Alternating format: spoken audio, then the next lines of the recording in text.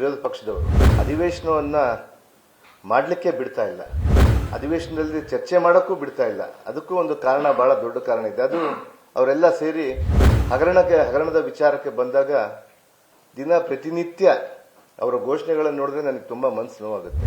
ನಾವು ಉತ್ತರ ಕೊಡೋಕೆ ನಾವೆಲ್ಲ ಕೂಡ ತಯಾರಿದ್ದೀವಿ. ಇವತ್ತು ಮಾನ್ಯ ಮುಖ್ಯಮಂತ್ರಿಯವರೇ ಹೇಳಿದ್ದಾರೆ, ಅದನ್ನ ನೀವು ಏನ್ ಕೇಳಿದ್ರು ಕೂಡ ನೀವು ಸದನದಲ್ಲಿ ಬಂದು ನಾವು ಚರ್ಚೆಗೆ ಸಿದ್ಧ ಇದ್ದೀವಿ ಅಂತೇಳಿ. 187 ಕೋಟಿ ರೂಪಾಯಿ ನಮ್ಮ ನಿಗಮದಿಂದ ಯಾವುದೇ ಒಂದು ಬೋರ್ಡ್ ಮೀಟಿಂಗ್ ಇಲ್ದೇನೆ, ನನ್ನ ಗಮನಕ್ಕೂ ಬಾರದೇನೆ, ಅಲ್ಲಿರುವಂತ ಚೇರ್ಮನ್ ಗಮನಕ್ಕೂ ಬಾರದೇನೆ ಆ ಹಣ ವರ್ಗಾವಣೆ ಆಗುತ್ತೆ. ನನಗೆ ಇನ್ನೊಂದು ಮುಖ್ಯವಾಗಿ ಆ ನಿಗಮದಲ್ಲಿ ಎಲ್ಲಿ ಹಣ, ಯಾವ ಬ್ಯಾಂಕಲ್ಲಿ ಅಕೌಂಟ್ ಇದೆ ಅನ್ನುವಂಥ ವಿಚಾರವನ್ನು ಕೂಡ ನಾನು ತೆಗೆದುಕೊಂಡಿದ್ದಿಲ್ಲ. ಅದಾದ್ಮೇಲೆ ಅವ್ರು ಏನ್ ಮಾಡಿದ್ದಾರೆ, ಆ 187 ಕೋಟಿಯನ್ನ ವಿತೌಟ್ ಫೈನಾನ್ಷಿಯಲ್ ಅಪ್ರೂವಲ್ ತಗೊಳ್ಳಾರ್ದಾನೆ, ವಿತೌಟ್ ಬೋರ್ಡ್ ಮೀಟಿಂಗ್ ಆಗ್ಲಾರ್ದಾನೆ ಆ 187 ಕೋಟಿ ರೂಪಾಯಿಯನ್ನ ಯೂನಿಯನ್ ಬ್ಯಾಂಕ್ ಆಫ್ ಇಂಡಿಯಾಗೆ ಕಳಿಸ್ಕೊಟ್ಟಿದ್ದಾರೆ. SIT ರಚನೆ ಆದ್ಮೇಲೆ ತನಿಖೆಗೆ ಪಾರದರ್ಶಕವಾದಂಥ ತನಿಖೆ ಮಾಡಲಿಕ್ಕೆ ಅವಕಾಶ ಆಗಲ್ಲ. ನಾನು ಮಂತ್ರಿ ಆಗಿದ್ರೆ, ಅದೇ ಇಲಾಖೆ ಮಂತ್ರಿ ಆಗಿದ್ರೆ ಅವ್ರಿಗೆ ಅಡುಕು ತೊಡಕುಗಳು ಆಗುತ್ತೆ, ಏನೋ ಇನ್ಫ್ಲೂಯೆನ್ಸ್ ಆಗುತ್ತೆ ಅನ್ನುವಂಥ ವಿಚಾರದಿಂದ ನಾನೇ ಸ್ವ ಇಚ್ಛೆಯಿಂದ ಅವತ್ತು ನಾನು ನನ್ನ ರಾಜೀನಾಮಾ ಪತ್ರವನ್ನು ಇದೇ ನಮ್ಮ ಮಾಧ್ಯಮದ ಮೂಲಕ ಬಂದು ಹೇಳಿ ನಾನು ನನ್ನ ರಾಜೀನಾಮೆ ಸಲ್ಲಿಕೆ ಮಾಡಿದೆ. ಅವರೆಲ್ಲ ಕೂಡ 800 ಅಕೌಂಟ್ಗಳಿಗೆ ಯಾವ ಅಕೌಂಟ್ಗೆ ಹೋಗಿತ್ತಲ್ಲ ಆ ಅಕೌಂಟ್ಗಳಿಂದ ಕೂಡ ಮತ್ತೆ ಮರುಪಾವಣೆ ಮತ್ತು ಮಾಡಿಕೊಂಡು ಸುಮಾರು ಈಗಾಗಲೇ ಕೂಡ 79 ಕೋಟಿ ಈಗಾಗಲೇ ಕೂಡ ಬಂದಿದೆ. ಇನ್ನು ಮಿಕ್ಕಿದ್ದು ಕೂಡ ಬಹುಶಃ ನನಗೆ ತಿಳಿದಂಗೆ ಮೊನ್ನೆ ಕೂಡ ಆ ಮಿಕ್ಕಿದ್ದು ಏನು 4-5 ಕೋಟಿ ಇದೆ ಅದು ಕೂಡ ಬಂದ್ಬಿಟ್ಟಿದೆ ಅನ್ನುವಂಥ ವಿಚಾರವನ್ನು ತಮ್ಮ ಗಮನಕ್ಕೆ ತರಲಿಕ್ಕೆ ನಾನು ತಿಳಿಸ್ತೇನೆ. ನಮ್ಮ ಸಮಾಜ ಕೂಡ, ಅಖಂಡ ವಾಲ್ಮೀಕಿಯ ಕರ್ನಾಟಕ ಸಮಾಜ ಇದನ್ನ ಬಹಳ ಸೂಕ್ಷ್ಮವಾಗಿ ಗಮನಿಸ್ತಾ ಇದೆ. ಈ ಕೇಸಲ್ಲಿ ಏನಿದೆ ಸ್ವಾಮಿ, ನಾನು ಹೇಳ್ತೀನಿ, ಇವತ್ತು ನನ್ನನ್ನ ಕೇಸ್ ಇದೆ, ತಾವು ರಾಜೀನಾಮೆ ಕೊಡಿ, ನನ್ನ ವಜಾ ಮಾಡಿ ಅಂತೇಳಿ ಕೇಳ್ತಾ ಇದ್ರು. ವಜಾ ಮಾಡಿ ಅಂತೇಳಿ ಅವ್ರು ಯಾಕೆ ಮಾಡ್ಬೇಕು ಸ್ವಾಮಿ? ನಾನು ಈ ಸಂವಿಧಾನ ನನ್ನ ಕಾಪಾಡ್ತಾ ಇದೆ. ಇವತ್ತೇನು ವಿಧಾನಸಭೆಯ ಅಧಿವೇಶನ ನಡೆಯುವಂತ ಸಂದರ್ಭದಲ್ಲಿ ನಾನು ಮೊನ್ನೆ ತಾನೇ ಸಂಪುಟಕ್ಕೆ ಸೇರ್ಪಡೆಯಾಗಿ 2ನೇ ಬಾರಿಗೆ ಅವಕಾಶ ಮಾಡಿಕೊಟ್ಟ ಮೇಲೆ ಈ ಒಂದು ಮೊದಲನೆಯ ಒಂದು ಅಧಿವೇಶನ ಆಗಿತ್ತು. ನಾನು ಈಗಾಗಲೇ ಕೂಡ ಅಧಿವೇಶನದಲ್ಲಿ ಭಾಗಿಯಾಗಿ ಹಲವಾರು ವಿಚಾರಗಳನ್ನ ಚರ್ಚೆ ಮಾಡಬೇಕಂತೇಳಿ ಆಸೆ ಇಟ್ಕೊಂಡು ಇವತ್ತು ರಾಜ್ಯದ ಒಂದು ಅಭಿವೃದ್ಧಿಯ ದೃಷ್ಟಿಕೋನದಲ್ಲಿ ಮಾನ್ಯ ಮುಖ್ಯಮಂತ್ರಿಯವರು ಮತ್ತು ಉಪಮುಖ್ಯಮಂತ್ರಿಯವರು ಮತ್ತು ನಮ್ಮ ಮಾಜಿ ಮುಖ್ಯಮಂತ್ರಿಗಳಾದ ಸಿದ್ದರಾಮಯ್ಯ ಸಾಹೇಬರು ಇವರೆಲ್ಲ ಸೇರಿ ಒಂದು ಅಧಿವೇಶನದಲ್ಲಿ ಬಹಳ ದೊಡ್ಡ ಚರ್ಚೆಯನ್ನು ಮಾಡುವ ನಿಟ್ಟಿನಲ್ಲಿ ಇವತ್ತು ಅಧಿವೇಶನವನ್ನು ಕರೆದಿದ್ರು. ಆದರೆ ಇವತ್ತು ನಮ್ಮ ವಿರೋಧ ಪಕ್ಷದವರು ಅಧಿವೇಶನವನ್ನ ಮಾಡಲಿಕ್ಕೆ ಬಿಡ್ತಾ ಇಲ್ಲ, ಅಧಿವೇಶನದಲ್ಲಿ ಚರ್ಚೆ ಮಾಡೋಕ್ಕೂ ಬಿಡ್ತಾ ಇಲ್ಲ. ಅದಕ್ಕೂ ಒಂದು ಕಾರಣ, ಬಹಳ ದೊಡ್ಡ ಕಾರಣ ಇದೆ. ಅದು ಅವರೆಲ್ಲ ಸೇರಿ ಮೊನ್ನೆ ತಾನೇ ಮಂತ್ರಿಮಂಡಲಕ್ಕೆ ಸೇರಿದ ಮೇಲೆ ನನ್ನನ್ನು ರಾಜೀನಾಮಾ ಮಾಡಿ ಅಂತೇಳಿ ಅವರು ಸದನದ ಬಾವಿಗೂ ಇಳಿಲಾರ್ದೇನೆ ಅಥವಾ ಹೊರಗಡೆ ಕೂಡ ಅವ್ರೇನು ಅಲ್ಲಿಂದ ಅವ್ರಿಗೆ ಏನು ಬೇಕಾಗಿದೆ, ಅವ್ರ ಬೇಡಿಕೆ ಏನು ಬೇಕಾಗಿದೆ ಅನ್ನುವಂಥ ವಿಚಾರವನ್ನು ಕೂಡ ಅವರು ಅವರವರ ಸ್ಥಾನಗಳಲ್ಲಿ ಕುಂತು ಮಾತ್ರನೇ ವಿರೋಧವನ್ನು ವ್ಯಕ್ತಪಡಿಸ್ತಾ ಇದ್ದಾರೆ. ಆದರೆ ನಾವು ಈ ರಾಜ್ಯದ ಜನತೆಗೆ ಮತ್ತು ಮುಖ್ಯವಾಗಿ ನನ್ನ ಸಮುದಾಯದ ಜನತೆಗೆ ನಾನು ಬೆಳಕು ಚೆಲ್ಲಬೇಕು. ಯಾಕಂದ್ರೆ ಇದರಲ್ಲಿ ವಾಲ್ಮೀಕಿಯ ನಿಗಮದಿಂದ ಹಗರಣ ಆಗಿದೆ ಅನ್ನುವಂಥ ವಿಚಾರದಿಂದ ಇವತ್ತು ಅವರು ನನ್ನ ರಾಜೀನಾಮೆಯನ್ನು ಕೇಳ್ತಾ ಇದ್ದಾರೆ. ಹಗರಣದ ವಿಚಾರಕ್ಕೆ ಬಂದಾಗ ದಿನ ಪ್ರತಿನಿತ್ಯ ಅವರ ಘೋಷಣೆಗಳನ್ನು ನೋಡಿದ್ರೆ ನನಗೆ ತುಂಬಾ ಮನಸ್ಸು ನೋವಾಗುತ್ತೆ. ವಾಲ್ಮೀಕಿ ಅವರ ಬಗ್ಗೆ ಆಗಿರ್ಬೋದು ಮತ್ತು ಸಮಾಜದ ಬಗ್ಗೆ ಆಗಿರ್ಬೋದು ಮತ್ತು ಅವರು ವಿಚಾರಗಳನ್ನ ಆ ಸದನದಲ್ಲಿ ನಿಂತು ಒಂದು ಸುಳ್ಳನ್ನ 100 ಬಾರಿ ಹೇಳಿ ಸತ್ಯ ಮಾಡಕ್ ಹೊಂಟಿದ್ದಾರೆ. ಅದನ್ನ ಚರ್ಚೆಗೆ ಬನ್ನಿ ಅಂತೇಳಿ ನಾವು ಹಲವಾರು ಬಾರಿ ಕೇಳಿದ್ದೀವಿ. ಇವತ್ತು ಮಾನ್ಯ ನಮ್ಮ ಸಭಾಧ್ಯಕ್ಷರು ಕೂಡ ಅವ್ರಿಗೆ ಹೇಳಿದ್ದಾರೆ, BSc ಮೀಟಿಂಗ್ಗಳಲ್ಲಿ ಹೇಳಿದ್ದಾರೆ ಚರ್ಚೆಗೆ ಬನ್ನಿ ಅಂತೇಳಿ. ನಾವು ಉತ್ತರ ಕೊಡೋಕೆ ನಾವೆಲ್ಲ ಕೂಡ ತಯಾರಿದ್ದೀವಿ. ಇವತ್ತು ಮಾನ್ಯ ಮುಖ್ಯಮಂತ್ರಿಯವರೇ ಹೇಳಿದ್ದಾರೆ, ಅದನ್ನ ನೀವು ಏನ್ ಕೇಳಿದ್ರು ಕೂಡ ನೀವು ಸದನದಲ್ಲಿ ಬಂದು ನಾವು ಚರ್ಚೆಗೆ ಸಿದ್ಧ ಇದ್ದೀವಿ ಅಂತೇಳಿ. ಈ ಪ್ರಕರಣದಲ್ಲಿ ಏನಾಗಿದೆ ಅನ್ನುವಂಥದ್ದನ್ನ ನಾವು ರಾಜ್ಯದ ಜನತೆಗೂ ಬೆಳಕು ಚೆಲ್ಲಬೇಕು, ನಮ್ಮ ಸಮುದಾಯಕ್ಕೂ ಬೆಳಕು ಚೆಲ್ಲಬೇಕಂತೇಳಿ ನಮ್ಮ ನಾಯಕರು ಕೂಡ ಈಗಾಗಲೇ ಕೂಡ ತಿಳಿಸಿದ್ದಾರೆ. ಮಾನ್ಯ ಮುಖ್ಯಮಂತ್ರಿ ಆಗಿರ್ಬೋದು, ಉಪಮುಖ್ಯಮಂತ್ರಿ ಆಗಿರ್ಬೋದು, ನಮ್ಮ ಸಹೋದ್ಯೋಗ ಸಂಪುಟದ ಸದಸ್ಯರುಗಳು ಎಲ್ಲ ಮಂತ್ರಿಗಳು ಕೂಡ ನಾವು ಆ ಚರ್ಚೆಗೆ ರೆಡಿಯಾಗಿದ್ದೀವಿ ನಾವು.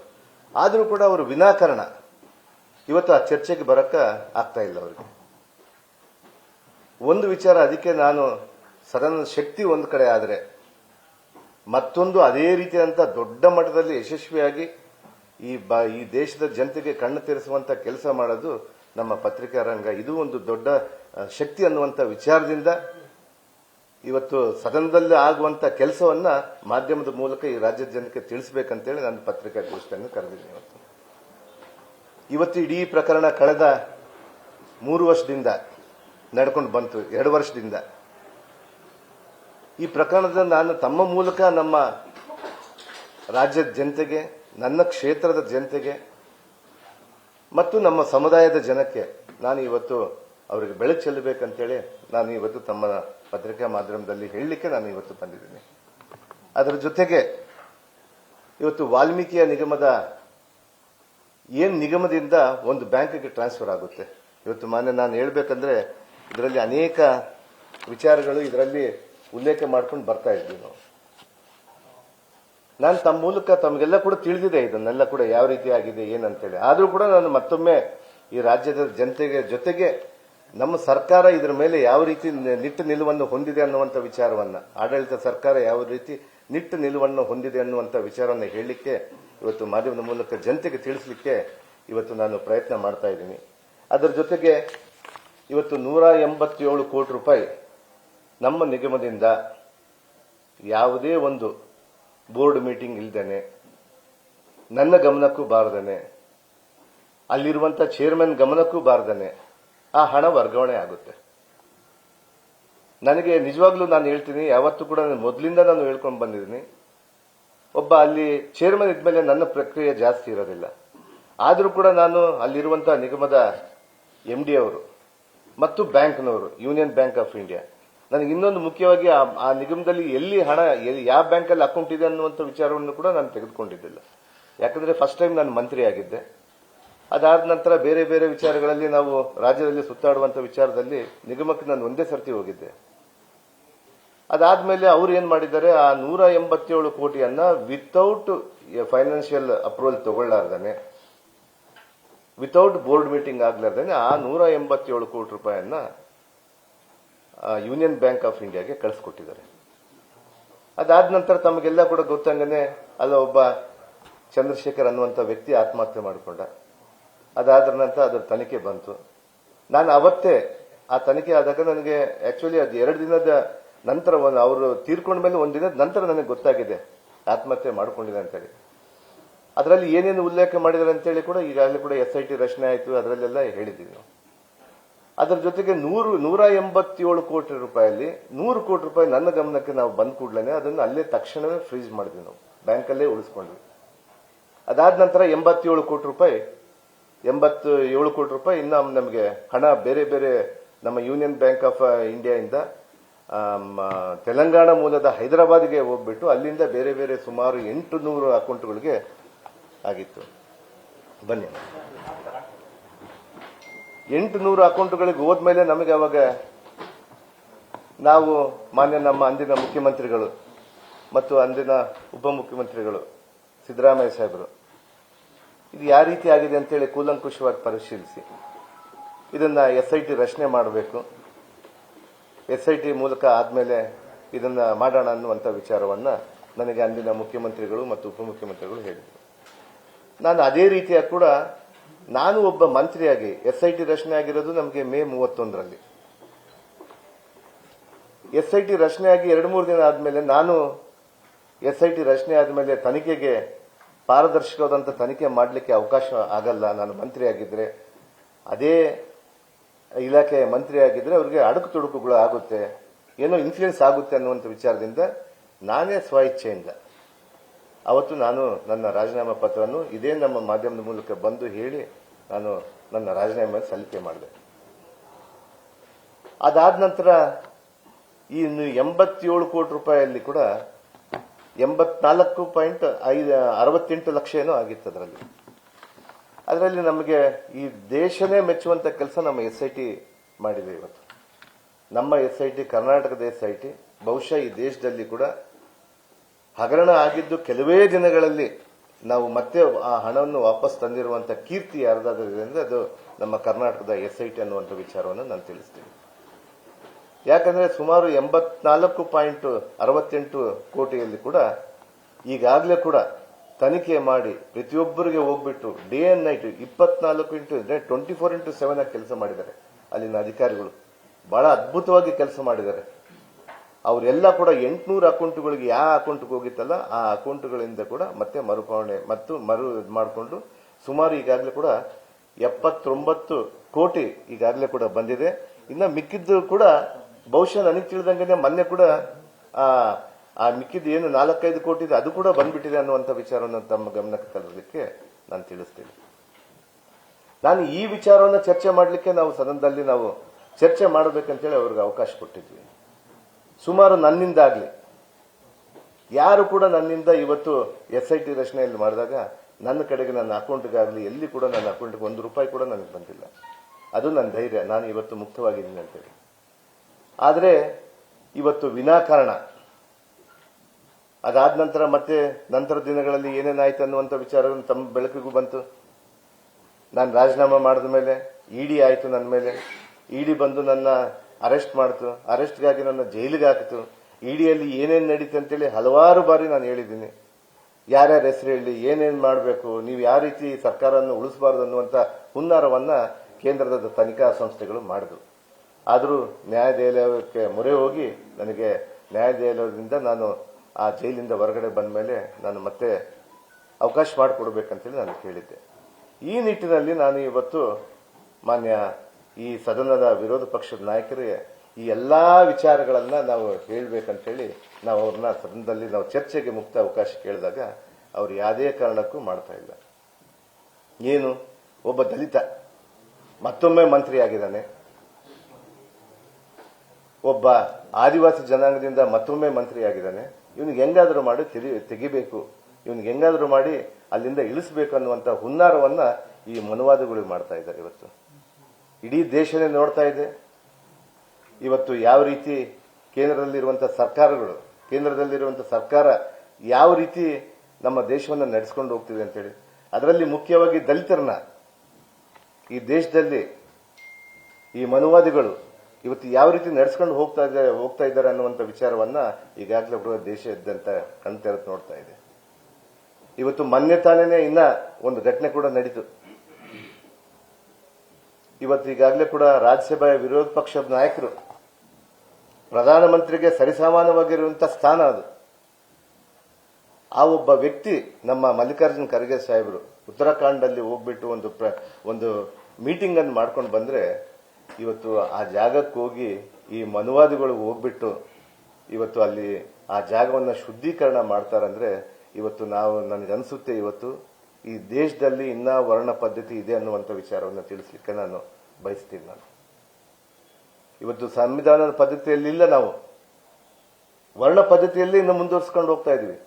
ಅಂತ ಒಬ್ಬ ನಾಯಕರಿಗೇನೆ ಇವತ್ತು ಒಬ್ಬ ಅತ್ಯಂತ ಹಿರಿಯ ನಾಯಕರು ಮತ್ತು ಪ್ರಧಾನಿಗೆ ಸರಿಸಮಾನವಾಗಿರುವಂತಹ ನಾಯಕರಿಗೆ ಈ ರೀತಿ ಮಾಡ್ತಾ ಇದ್ದಾರೆ. ಇನ್ನು ನನ್ನ ಮೇಲೆ ಬಿಡ್ತಾರ ಅವರು.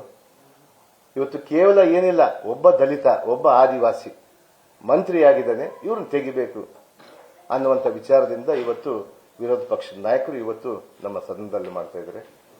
ನಮ್ಮ ಸಮಾಜ ಕೂಡ ಅಖಂಡ ವಾಲ್ಮೀಕಿಯ ಕರ್ನಾಟಕ ಸಮಾಜ ಇದನ್ನ ಬಹಳ ಸೂಕ್ಷ್ಮವಾಗಿ ಗಮನಿಸ್ತಾ ಇದೆ. ಮಾಧ್ಯಮದ ಮೂಲಕ ನಾನು ಹೇಳಲಿಕ್ಕೆ ನಾನು ಇಷ್ಟಪಡ್ತೀನಿ. ನಮ್ಮ ವಿರೋಧ ಪಕ್ಷದ ನಾಯಕರಿಗೆ ಸುಮ್ಮನೆ ಬಿಡಲ್ಲ. ನಮ್ಮ ಸಮಾಜ ಕೂಡ ಬಹಳ ದೊಡ್ಡ ಮಟ್ಟದಲ್ಲಿ ಕರ್ನಾಟಕದಲ್ಲಿ ಬಹಳ ಶಕ್ತಿವಂತವಾಗಿದೆ. ಇವತ್ತು ಅವ್ರು ನೋಡ್ತಾ ಇದ್ದಾರೆ ಇದನ್ನ ಯಾವ ರೀತಿ ಒಬ್ಬ ದಲಿತನ ಮೇಲೆ ಬಿಜೆಪಿ ಗದಾ ಪ್ರಹಾರ ಮಾಡ್ತಾ ಇದೆ, ಯಾವ ರೀತಿ ಒಬ್ಬ ದಲಿತನ ಮೇಲೆ ಇಲ್ಲ ಸಲ್ಲದ ಕಾರಣಗಳನ್ನು ಹೇಳಿ ಅವ್ರನ್ನ ಇಕ್ಕಟ್ಟಿಗೆ ಸಿಲುಸ್ತಾ ಇದ್ದಾರೆ ಅನ್ನುವಂಥ ವಿಚಾರವನ್ನ ಇವತ್ತು ನಮ್ಮ ಸಮಾಜ ಕೂಡ ಅಖಂಡ ವಾಲ್ಮೀಕಿಯ ಕರ್ನಾಟಕ ಸಮಾಜ ಇವತ್ತು ನೋಡ್ತಾ ಇದೆ. ಬಹುಶಃ ಮುಂದಿನ ದಿನಗಳಲ್ಲಿ ಅವರಿಗೆಲ್ಲ ಕೂಡ ಗೊತ್ತಾಗುತ್ತೆ. ಚುನಾವಣೆಗಳು ಬರ್ತಾವೆ, ಜನತಾ ನ್ಯಾಯಾಲಯಕ್ಕಿಂತ ಯಾವ ನ್ಯಾಯಾಲಯ ದೊಡ್ಡದಲ್ಲ. ಅದರಲ್ಲಿ ಗೊತ್ತಾಗುತ್ತೆ ಅವ್ರಿಗೆ ಏನಂತೇಳಿ, ನಮ್ಮ ಸಮಾಜ ಯಾವ ರೀತಿ ಕೆಲಸ ಮಾಡುತ್ತಂತೇಳಿ. ನಮ್ಮ ಮುಖ್ಯಮಂತ್ರಿಯವರು ಕೂಡ ಅನೇಕ ಬಾರಿ ಹೇಳಿದ್ದಾರೆ. ಮೊನ್ನೆನೂ ನಮ್ಮ ಪರಿಷತ್ತಲ್ಲಿ ಅವರು ಗಲಾಟೆ ಮಾಡ್ತಾ ಇದ್ರೆ, ಅವ್ರಿಗೆ ಗಲಾಟೆ ಮಾಡುವಂತ ಸಂದರ್ಭದಲ್ಲಿ ಅವ್ರ ಪರಿಷತ್ತಲ್ಲಿ ಬಂದು ಅವರು ಉತ್ತರ ಕೊಡಬೇಕಾದ್ರೆ ಅವ್ರು ಹೇಳ್ತಾ ಇದ್ರು, ನಾನು ಈ ಸ್ಥಾನದಿಂದ ಯಾರಿಗೂ ಕೂಡ ಅನ್ಯಾಯ ಮಾಡಲ್ಲ, ನೀವು ಏನೇ ಚರ್ಚೆಗೆ ಬಂದರೂ ನಾವು ಸಿದ್ಧವಾಗಿದ್ರಿ ಅಂತೇಳಿ ಬಹಳ ಅದ್ಭುತವಾದಂತಹ ಭಾಷಣ ಮೊನ್ನೆ ಅವರು ನಮ್ಮ ಪರಿಷತ್ತಲ್ಲಿ ಮಾಡಿದ್ರು. ನಮ್ಮ ಐವನ್ ಸಾಹೇಬರು ಇದ್ರು. ಪ್ರತಿಯೊಬ್ಬರು ನಾನು ನೋಡಿದಂತ ಸಂದರ್ಭದಲ್ಲಿ ಇವತ್ತು ರಾಜ್ಯದ ಅನೇಕ ಮುಖ್ಯಮಂತ್ರಿಗಳು ಅವರದೇ ಶೈಲಿಯಲ್ಲಿ ಬಹಳ ವಿಶಿಷ್ಟವಾಗಿ ಇವತ್ತು ಮಾಡ್ಕೊಂಡು ಬಂದಿದ್ದಾರೆ. ಅಂದ್ರೆ ಅವರ ಭಾಷಣಗಳನ್ನ ನಾನು ಕೆಲವ್ರದ್ದು ಮಾತ್ರ ನೋಡಿದ್ದೀನಿ. ಮೊನ್ನೆ ಸಿದ್ದರಾಮಯ್ಯ ಅವರು ಕೂಡ ಅವರ ಭಾಷಣ ಬಹಳ ಅದ್ಭುತವಾಗಿ ಮಾಡ್ತಾ ಇದ್ರು. ಇವತ್ತು ಮೊನ್ನೆ ನಮ್ಮ ಮುಖ್ಯಮಂತ್ರಿಯವರು ಮಾಡಿದಂತ ಭಾಷಣ ನೋಡಿದ್ರೆ ರಾಜಕೀಯದ ಮೇಲೆ ಆಸೆ ಹುಟ್ಟುತ್ತೆ, ನಾವು ಆ ರೀತಿ ಇರಬೇಕಪ್ಪ ಅನ್ನುವಂಥದ್ದನ್ನ. ಮುಖ್ಯಮಂತ್ರಿ ಸ್ಥಾನಕ್ಕೆ ಬಂದ ಮೇಲೆ ಅವರು ಆ ಮುಖ್ಯಮಂತ್ರಿ ಸ್ಥಾನದಿಂದ ಕುರ್ಚಿಯಿಂದ ಹೇಳ್ತಾ ಇದ್ರು, ನಾವು ಯಾರಿಗೂ ಕೂಡ ನಮ್ಮ ವೆಂಜನ್ಸ್ ಇಲ್ಲ, ನಾವು ಯಾರಿಗೂ ತೊಂದರೆ ಮಾಡೋದಿಲ್ಲ, ನೀವು ಯಾವತ್ತೂ ಸದಾ ನಮ್ಮ ಮೇಲೆ ಬೆಳಕು ಚೆಲ್ತಾ ಇರಬೇಕು, ನಮ್ಮನ್ನು ಕೇಳಿ ಪ್ರತಿಯೊಂದು ವಿಚಾರಕ್ಕೂ ಚರ್ಚೆಗೆ ಬನ್ನಿ ಅನ್ನುವಂಥ ವಿಚಾರವನ್ನ ನಮ್ಮ ಮುಖ್ಯಮಂತ್ರಿಯವರು ಹೇಳಿದ್ದಾರೆ. ಆ ನಿಲುವಿನಲ್ಲೇ ಕೂಡ ನಾವು ಕೂಡ ವಿಧಾನಸಭೆಯಲ್ಲೂ ಕೂಡ ಚರ್ಚೆಗೆ ಆಹ್ವಾನ ಮಾಡಿದ್ರು ಇದೇ ರೀತಿಯಾದಂತ ಗೊಂದಲವನ್ನು ಸೃಷ್ಟಿ ಮಾಡ್ತಾ ಇದ್ದಾರೆ. ಅವರೇನು ಒಂದು ಸುಳ್ಳನ್ನು ಹೇಳಿ ಸತ್ಯ ಮಾಡಲಿಕ್ಕೆ ಹೊರಟಿದ್ದಾರೆ. ಆದರೆ ಇವತ್ತು ನ್ಯಾಯ ದೇವತೆ ನಮಗೆ ಆ ರೀತಿ ಮಾಡಲ್ಲ. ನಮ್ಮ ಪಕ್ಷ ಈಗಾಗಲೇ ಕೂಡ ಸದಾ ಸಿದ್ಧವಾಗಿ ಅವ್ರಿಗೆ ಎದುರಿಸಲಿಕ್ಕಿದೆ, ಅವ್ರಿಗೆ ಈ ವಿಚಾರವನ್ನು ಬೆಳಕು ಚೆಲ್ಲಲಿಕ್ಕಿದೆ. ಈ ಕೇಸಲ್ಲಿ ಏನಿದೆ ಸ್ವಾಮಿ, ನಾನು ಹೇಳ್ತೀನಿ, ಇವತ್ತು ನನ್ನನ್ನ ಕೇಸ್ ಇದೆ, ತಾವು ರಾಜೀನಾಮೆ ಕೊಡಿ, ನನ್ನ ವಜಾ ಮಾಡಿ ಅಂತೇಳಿ ಕೇಳ್ತಾ ಇದ್ರು. ವಜಾ ಮಾಡಿ ಅಂತೇಳಿ ಅವ್ರು ಯಾಕೆ ಮಾಡ್ಬೇಕು ಸ್ವಾಮಿ? ನಾನು ಈ ದೇಶ, ಈ ಸಂವಿಧಾನ, ನಮಗೆ ಇದೇ ಸಂವಿಧಾನ,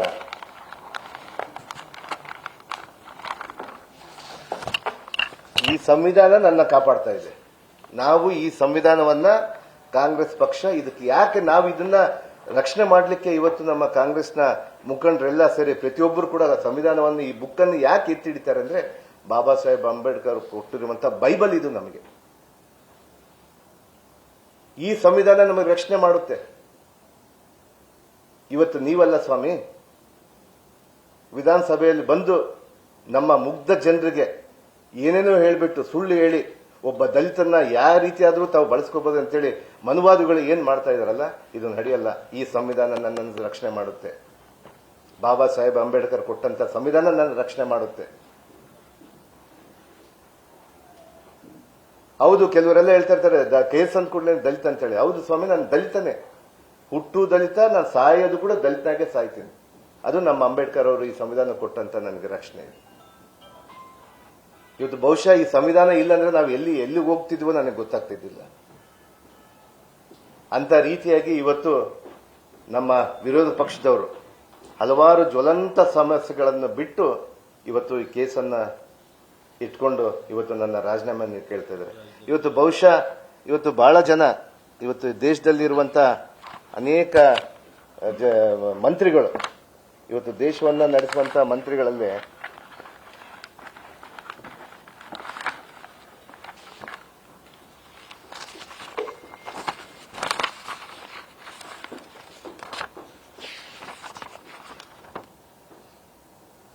ಈಗಾಗಲೇ ಕೂಡ ದೇಶದಲ್ಲಿ ಕೇಂದ್ರ ಮಂತ್ರಿಗಳನ್ನು ಒಳಗೊಂಡು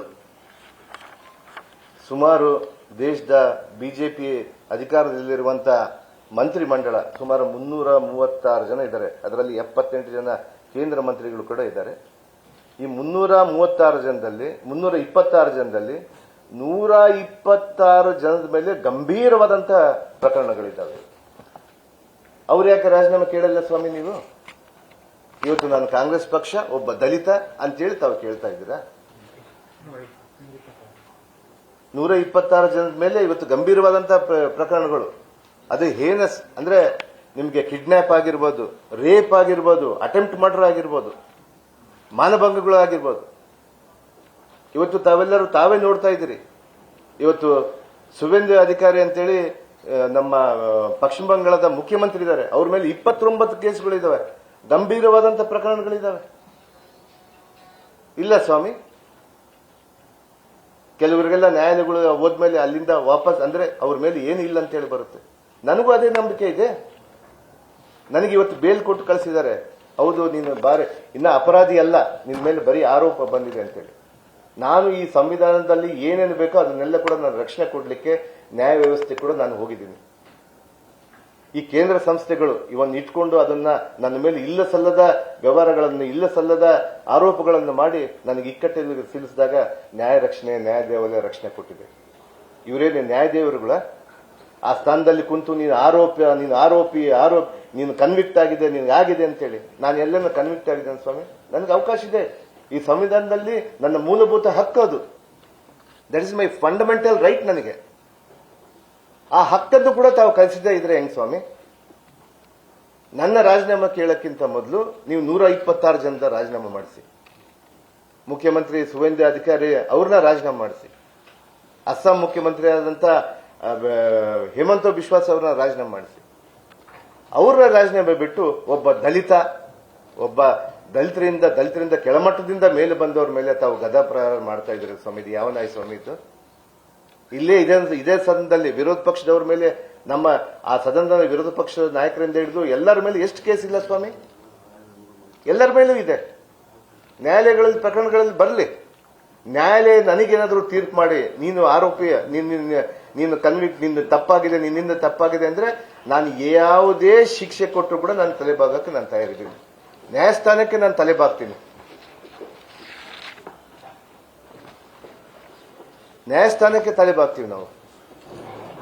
ಅಂತದನ್ನು ಬಿಟ್ಟು ಇವತ್ತು ನೀವೇ ವಿಚಾರಗಳನ್ನು ಮಾಡಿಕೊಂಡು, ನೀವೇ ಯಾವ ಒಂದು ತನಿಖಾ ಸಂಸ್ಥೆಗಳದನ್ನು ತೆಗೆದುಕೊಂಡು ಅದನ್ನು ತೋರಿಸಿ ರಾಜ್ಯದ ಜನತೆಗೆ ದಿಕ್ಕು ತಪ್ಪಿಸ್ತೀರಂದ್ರೆ, ಇವತ್ತು ಸದನ ನಮಗೆ ದೊಡ್ಡ ಒಂದು ಅವಕಾಶ, ಶಕ್ತಿ. ಆ ದಿಕ್ಕನ್ನು ತಪ್ಪಿಸಬಾರದು, ನಮ್ಮ ಮುಗ್ಧ ಜನರನ್ನ ಕೆಟ್ಟ ದಾರಿಗೆ ತೆಗೆದುಕೊಂಡು ಹೋಗಬಾರದು ಅಂತೇಳಿ ನಮ್ಮ ಸದನ ಶಕ್ತಿ ಇತ್ತು. ಆದರೆ ಇವತ್ತು ಆ ಶಕ್ತಿಯಲ್ಲಿ ನಮಗೆ ಕೆಲಸ ಮಾಡ್ಲಿಕ್ಕಾಗಲಿಲ್ಲ. ವಿರೋಧ ಪಕ್ಷದವರು ವಿನಾಕಾರಣ ಮಾಡ್ತಾ ಇದ್ದಾರೆ. ಅದಕ್ಕೆ ಇವತ್ತು ಮಾಧ್ಯಮದ ಮೂಲಕ ನಮ್ಮ ಮುಖ್ಯಮಂತ್ರಿಯವರು ಮಾಧ್ಯಮದಿಂದ ಆದರೂ ತಾವು ಬೆಳಕಿಗೆ ಚೆಲ್ಲಿ, ನಾನು ಇವತ್ತು ಊರಲ್ಲಿದ್ದರೆ ನಾನೇ ಉತ್ತರ ಕೊಡ್ತಿದ್ದೆ ಅನ್ನುವಂಥ ವಿಚಾರವನ್ನು ಹೇಳಿದ್ರು. ಇವತ್ತು ಉಪಮುಖ್ಯಮಂತ್ರಿಗೆ ಹೇಳಿದ್ದಾರೆ. ಇವತ್ತು ಪೊನ್ನಣ್ಣ ಸಾಹೇಬರು ನಮ್ಮ ರಾಜಕೀಯ ನಮ್ಮ ಕಾರ್ಯದರ್ಶಿಗಳು, ಮುಖ್ಯಮಂತ್ರಿಯವರ ಕಾರ್ಯದರ್ಶಿಗಳು, ಅವರೆಲ್ಲ ಕೂಡ ಕೂಲಂಕುಷವಾಗಿ ತನಿಖೆ ಮಾಡಿದ್ದಾರೆ. ಇವತ್ತು ನಾನು ಮಂತ್ರಿ ಆಗ್ಲಿಕ್ಕೆ ಇನ್ನೊಂದು ಬಹಳ ದೊಡ್ಡ ಒಂದು ನನಗೆ ನನ್ನ ಮೇಲೆ ತಪ್ಪಿತಸ್ಥ ಅಲ್ಲ ಅನ್ನುವಂಥ ಕಾರಣಕ್ಕೆ ಮಾನ್ಯ ಗವರ್ನರ್ ಸಾಹೇಬರು ಇವತ್ತು ನನಗೆ ಪ್ರಮಾಣ ವಚನ ಮಾಡಲಿಕ್ಕೆ ಅವಕಾಶ ಕೊಟ್ಟರು. ಅಂತ ಪ್ರಕರಣ ಇದ್ರೆ ನನಗೆ ತೋಳಕ್ಕಾಗುತ್ತಾ ಸಂವಿಧಾನದಲ್ಲಿ? ಗವರ್ನರ್ಗಿಂತ ಇವ್ರು ದೊಡ್ಡವರ? ಯಾಕೆ ಸ್ವಾಮಿ ಈ ರೀತಿ ಮಾಡ್ತಾ ಇದ್ದೀರಿ? ಇದನ್ನ ನಮ್ಮ ಸಮಾಜ, ವಾಲ್ಮೀಕಿ ಸಮಾಜ ಬಹಳ ದೊಡ್ಡ ಮಟ್ಟದಲ್ಲಿ ಗಮನಿಸ್ತಾ ಇದೆ. ತಾವು ಎಚ್ಚರಿಕೆ ತಗೋಬೇಕು. ಮುಂದಿನ ದಿನಗಳಲ್ಲಿ ನಾವು ತೋರಿಸ್ತೀವಿ. ಕೇವಲ ರಾಜಕೀಯಕ್ಕಾಗಿ ತಾವು ಮಾಡಬೇಡಿ. ಎಲ್ಲೋ ಯಾರೋ ಏನೋ ಮಾಡಿದರೆ ನಾನು ಇಲ್ಲಿ ಅಧಿಕಾರನ ಇಲ್ಲಿ ನಡ್ಸಕ್ ಕೊಡಲ್ಲ ಅನ್ನುವಂಥ ವಿಚಾರವನ್ನು ತಾವು ಮಾಡಬೇಡಿ. ದಯಮಾಡಿ ಬನ್ನಿ. ನನಗೂ ತಮ್ಮ ಮೇಲೆ ಯಾರ ಮೇಲೂ ಕೂಡ ವೈಯಕ್ತಿಕ ಅಭಿಪ್ರಾಯಗಳು, ವೈಯಕ್ತಿಕ ದ್ವೇಷಗಳಿಲ್ಲ. ಮೊನ್ನೆ ವಿಜೇಂದ್ರ ಅವರು ಹೇಳ್ತಾ ಇದ್ರು, ನಾಗೇಂದ್ರನ ಮೇಲೆ ನನಗೆ ವೈಯಕ್ತಿಕ ದ್ವೇಷ. ನಾನು ಸ್ವಾಗತ ಮಾಡಿದೆ. ಆ ರೀತಿ ಬನ್ನಿ ಸ್ವಾಮಿ. ರಾಜಕೀಯನ ದುರುದ್ದೇಶ ಇಟ್ಕೊಂಡು, ರಾಜಕೀಯ ಪ್ರೇರಿತವಾದಂತ ಮಾಡಿ ಈ ರಾಜ್ಯದ ಜನತೆಗೆ ಲೂಟಿ ಹೊಡೆದಿದ್ದಾರೆ ಅಂದ್ರೆ ಪ್ರತಿದಿನ ವಾಲ್ಮೀಕಿಯನ್ನ ಅಪಮಾನಕ್ಕೆ ಒಳಗಾಗಿಸ್ತಾ ಇದ್ದಾರೆ. ಅವ್ರಿಗೆ ಗೊತ್ತಿಲ್ಲ ಈ ರಾಮ ಯಾರು ಅನ್ನುವಂತ ವಿಚಾರವನ್ನ, ಶ್ರೀರಾಮ ಯಾರು, ನಮ್ಮ ರಾಮ ರಾಜ್ಯ ಯಾವ ರೀತಿ ಇತ್ತು ಅಂತೇಳಿ ಈ ದೇಶಕ್ಕೆ, ಈ ನಾಡಿಗೆ ಬೆಳಕು ತಂದಂತವರು ವಾಲ್ಮೀಕಿಯವರು. ಅವರ ಸಂತತಿಯನ್ನು ಅವರ ಸಂತತಿಯನ್ನೇ ಕಾಪಾಡಿರುವಂತ ಒಂದು ವ್ಯಕ್ತಿ ವಾಲ್ಮೀಕಿಯವರು. ಅವರ ಮೇಲೆ ಈ ರೀತಿಯಾದಂತಹ ದಿನಾ ಇಲ್ಲ ಸಲ್ಲದ ವಾಲ್ಮೀಕಿ ಮೇಲೆ ಒಂದು ಹಗರಣವನ್ನು ಮಾಡದಂತದ್ದು ವಾಲ್ಮೀಕಿನೇ ಮಾಡಿದ್ದಾರೆ ಅನ್ನುವಂಥ ವಿಚಾರವನ್ನು ತಿಳಿಸ್ತೀರಲ್ಲ ಸ್ವಾಮಿ. ನಿಮಗೆ ಗೊತ್ತಿಲ್ಲ ಮೊನ್ನೆ ತಾನೇ ದೇಶದಲ್ಲಿ ಏನ್ ನಡೀತು ಅಂತೇಳಿ? ರಾಮನ ಹುಂಡಿ ಕದ್ರು. ಅದಕ್ಕಿಂತ ದೊಡ್ಡವರು ಯಾರಿದ್ದಾರೆ?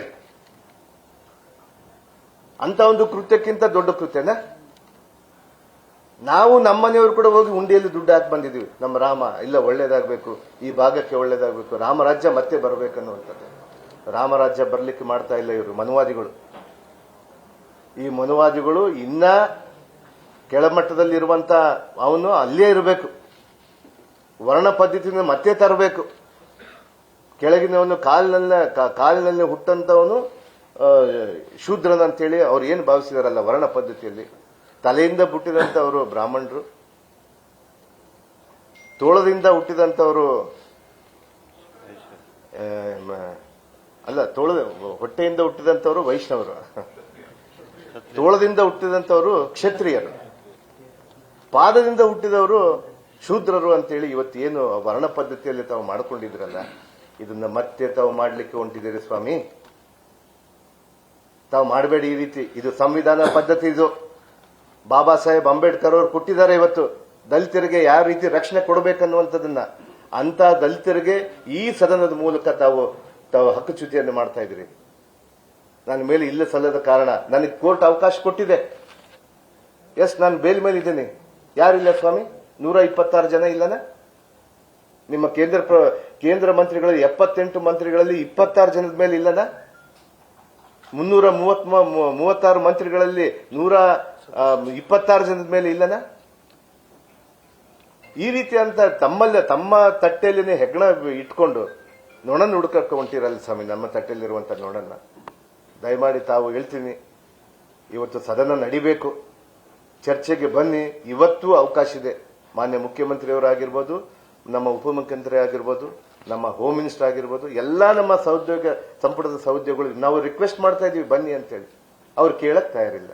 ಅವ್ರು ಏನ್ ಹೇಳ್ತಾ ಇದಾರೆ, ನಾವು ನಮ್ಮ ತನಿಖೆ, ನಮ್ದಪ್ಪ ಆಂತರಿಕ ತನಿಖೆ, ಅವ್ರೇನೋ ಮಾಡ್ಕೊಂಡಿದ್ದಾರೆ. ಬನ್ನಿ ಸ್ವಾಮಿ, ಕೋರ್ಟ್ಗೆ ಹಾಕಿ. ಕೋರ್ಟ್ ನ್ಯಾಯಾಲಯದಲ್ಲಿ ಇದೆ ಅಲ್ಲ, ಪ್ರಕರಣ ನ್ಯಾಯಾಲಯದಲ್ಲಿ ಇದ್ದಾಗ ತಾವು ಯಾವ ರೀತಿ ನನ್ನ ಮೇಲೆ ತಪ್ಪಿಸಸ್ತ ಅಂತ ಹೇಳಿ ತೋರಿಸ್ತೀರಿ? ನ್ಯಾಯಾಲಯಕ್ಕಿಂತ ಇವ್ರು ದೊಡ್ಡವರ? ಈ ರೀತಿಯಂತ ಕೃತ್ಯನ್ನ ಇವತ್ತು ನಮ್ಮ ವಿರೋಧ ಪಕ್ಷದವರು ಮಾಡಲಿಕ್ಕೆ ಹೊಂಟಿದ್ದಾರೆ. ಈಗಾಗಲೇ ಕೂಡ ಬಹಳಷ್ಟು ಜ್ವಲಂತ ಸಮಸ್ಯೆಗಳಿದ್ದಾವೆ. ಇವತ್ತು ನಿನ್ನೆ ತಾನೇ ನಮ್ಮ ಪಕ್ಷದ ಶಾಸಕರೆಲ್ಲ ಕೂಡ ಹಿಂದೆಯಿಂದ ಕೂಗಾಡ್ಕೊಂತ ಇದ್ರು. ಪಾಪ ನಮ್ಮ ಸಭಾಧ್ಯಕ್ಷರ ಜೊತೆಗೆ, ಸಭಾಧ್ಯಕ್ಷರೇ ನಮಗೆ ಅವಕಾಶ ಕೊಡಿ, ನಮ್ಮಲ್ಲಿ ಕಾವೇರಿ ಪ್ರಾಬ್ಲಮ್ ಇದೆ, ಕಾವೇರಿಯ ನೀರಿನ ಪ್ರಾಬ್ಲಮ್ ಇದೆ, 2 ರಾಜ್ಯಗಳಿಗೆ ದೊಡ್ಡ ಗಲಾಟೆ ಬಿದ್ದಿದೆ. ಇದನ್ನು ತಾವು ಯಾವ ರೀತಿ ಸರಿಪಡಿಸಬೇಕು, ನಮ್ಮ ಜನತೆಗೆ ನಾವು ಏನು ಉತ್ತರ ಕೊಡಬೇಕು, ನಮ್ಮ ಸಮಯದಲ್ಲಿ ನಮಗೆ ಎಷ್ಟು ನೀರು ಬೇಕು, ಎಷ್ಟು ಬಿಡಬೇಕು, ನಮ್ಮ ರೈತರನ್ನ ಯಾವ ರೀತಿ ಕಾಪಾಡಬೇಕು ಅನ್ನುವಂಥದ್ದನ್ನ ಬೆಳಕಿಗೆ ಚೆಲ್ಲಲಿಕ್ಕೆ ನಮ್ಮ ಶಾಸಕರು, ಅನೇಕ ಶಾಸಕರು ಹೇಳಲಿಕ್ಕೆ ರೆಡಿ ಇದ್ದಾರೆ. ಬರಗಾಲದ್ದು ಈಗಾಗಲೇ ಕೂಡ ತಾಂಡವಾಡ್ತಾ ಇದೆ. ಬರಗಾಲದ ಬಗ್ಗೆ ಚರ್ಚೆ ಬಂದ್ರೆ ಅಂದ್ರೆ ಬರಗಾಲ ಬೇಡ ನಮಗೆ, ಅದೇನು ನೀವೆಲ್ಲ ಘೋಷಣೆ ಮಾಡಿದ್ರೆ ಅಂತೇಳಿ ಎಲ್ಲ ಯಾವುದೋ ಒಂದು ಇದು ಕೊಟ್ಟು ಹೋಗ್ತಾ ಇದ್ದಾರೆ, ಉತ್ತರಗಳನ್ನು ಕೊಟ್ಟು ಹೋಗ್ತಾ ಇದ್ದಾರೆ. ಅದಕ್ಕೆ ನಾನು ಮಾನ್ಯ ನಮ್ಮ ವಿರೋಧ ಪಕ್ಷದವರಲ್ಲಿ ನಾನು ಮನವಿ ಮಾಡ್ತೀನಿ, ತಾವು ಬನ್ನಿ ಸ್ವಾಮಿ, ಚರ್ಚೆಗೆ ಬನ್ನಿ, ಅವಕಾಶ ಕೊಡಿ. ಇವತ್ತು ನ್ಯಾಯಾಲಯಕ್ಕಿಂತ ದೊಡ್ಡವರು ತಾವಲ್ಲ, ಸಂವಿಧಾನದಲ್ಲಿ ಗವರ್ನರ್ಗಿಂತ ದೊಡ್ಡವರು ತಾವಲ್ಲ.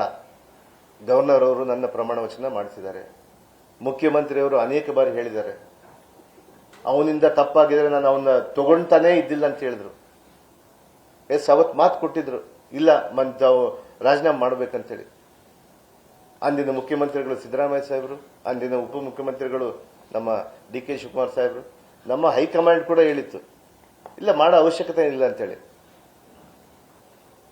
ನಮ್ಮ 3 ನಾಯಕರು, ಜಮೀರಣ್ಣ ಇರ್ಬೋದು, ಇವರೆಲ್ಲರೂ ಕರ್ಕೊಂಡು ಬಂದು ನನಗೆ ಒತ್ತಡ ಹಾಕಿ ರಾಜೀನಾಮೆ ಮಾಡಿಸಿಲ್ಲ. SITಯಲ್ಲಿ ಕ್ಲಿಯರ್ ಆದ್ಮೇಲೆ ಸತ್ಯತೆ ಬಂದ್ಮೇಲೆ ಮತ್ತೆ ತಗೊಂತೀವಿ ಅಂತೇಳಿ. ಆ ರೀತಿಯಾಗಿ 2 ವರ್ಷ ಮುಂಚೆನೆ ತಗೋಬೇಕಂತೇಳಿ ಮಾನ್ಯ ನಮ್ಮ ಮುಖ್ಯಮಂತ್ರಿಯವರು ಕೂಡ ಹೇಳಿದ್ರು.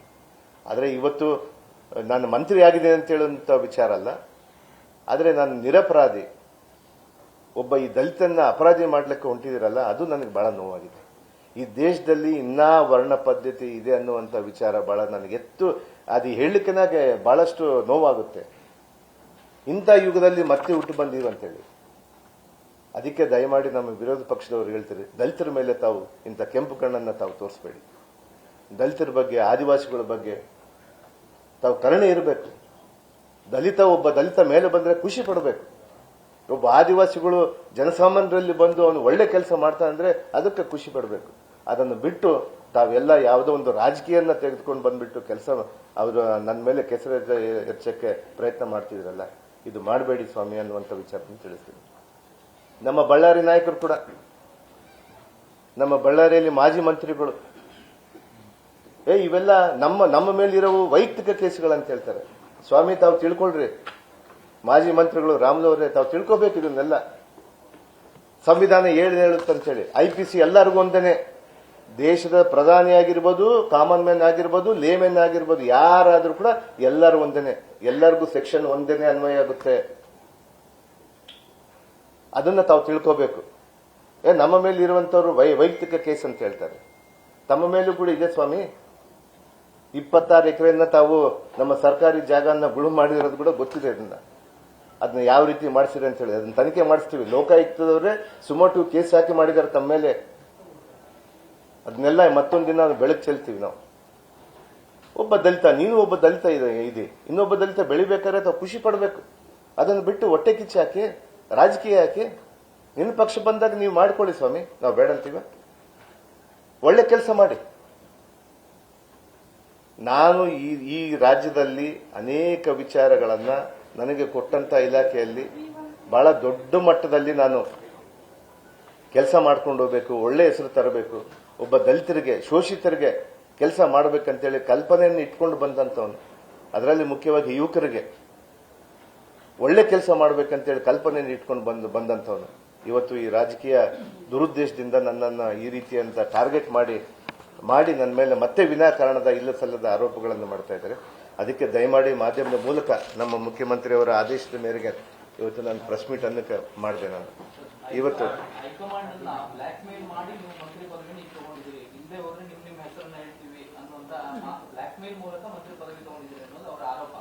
ಆರೋಪ ಅದಕ್ಕೆ ಅಲ್ಲ ಹೇಳ್ತೀನಲ್ಲ, ಒಬ್ಬ ದಲಿತ ಮಂತ್ರಿ ಆಗಿದ್ದನ್ನೇ ಸಹಿಸಲಾಗ್ತಿಲ್ಲ.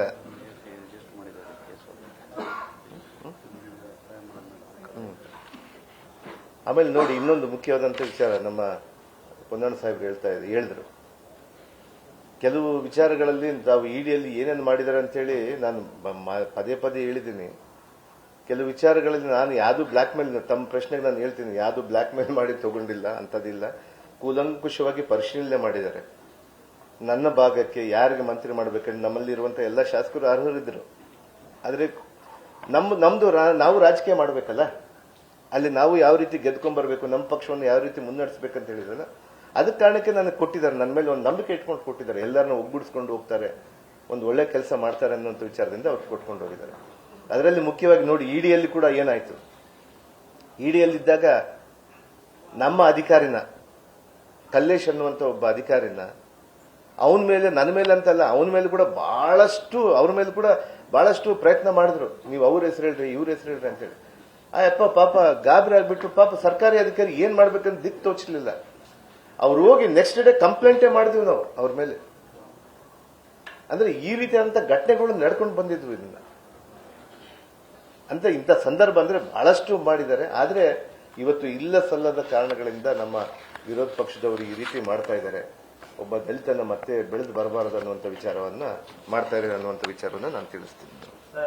ಈ ಮಧ್ಯೆ ಸಿಬಿಐ ರಾಜ್ಯಪಾಲರಿಗೆ ಪ್ರಾಸಿಕ್ಯೂಷನ್ ಅನುಮತಿ ಪತ್ರ ಬರೆದಿದೆ. ಬೆಳವಣಿಗೆ ಬಂದಿದೆ, ಬರೀಲಿ, ಅದೇ ಕಾಮನ್, ಅದೆಲ್ಲ ಬರುತ್ತಲ್ಲ. ಅದಾದ್ರೂ ಕೂಡ ನಾನು ಈಗಾಗಲೇ ಕೂಡ ಬೇಲ್ ತಗೊಂಡು ಬಂದಿದ್ದೀನಿ.